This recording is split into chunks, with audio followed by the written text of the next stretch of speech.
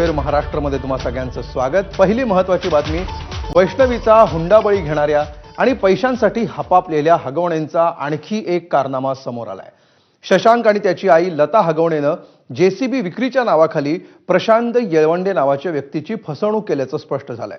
येळवंडेनं JCB विक्रीसाठी advance आणि कर्ज फेडण्यासाठी दिलेले तब्बल 11,70,000 रुपये हगवणेंनी परत केले नाहीत।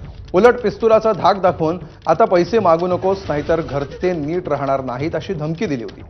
गुन्हा दाखल झाल्यानंतर पोलिसांनी तो जेसीबी जप्त केला होता। जेसीबी हा हगवणेंकडे कसा आला याचा शोध म्हाळुंगे पोलीस घेत आहेत। ज्या गोडाऊनमध्ये हा जेसीबी होता मालकाकडे ही आता संशयाची सुई आहे। लता आणि शशांक हगवणेला उद्या म्हाळुंगे पोलीस अटक करणार आहेत।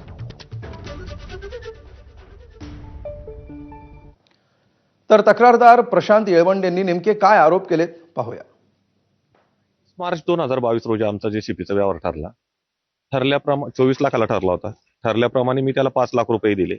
5 लाखानंतर मी त्याला वेळोवेळी हप्ते देत गेलो।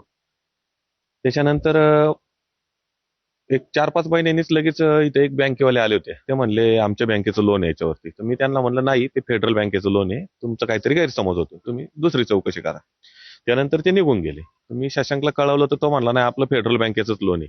त्याने मला फेडरल बँकेचा चेक दिलता लता राजेंद्र आगवणे नावाने। म्हणजे लता यांच्या अकाउंटमध्ये तुम्ही पैसे देत होता? हो, लता राजेंद्र आगवणेच्याच अकाउंटला मी सगळे पैसे दिलेत। त्याच्यानंतर मग मला चाकणला काम आलं ऑगस्टमध्ये। तर मी चाकणला काम करण्यासाठी जात असताना खांडेबारांच्या गोडाऊनला मशीनची जमा केली। तिथं मशीन ओढून नेलं। मी चौकशी केली तर त्या मशीनवरती 100% इंडसइंड बँकेचंच लोन होतं। पण ह्यांनी मला फसवून फेडरल बँकेला पैसे घेत होता।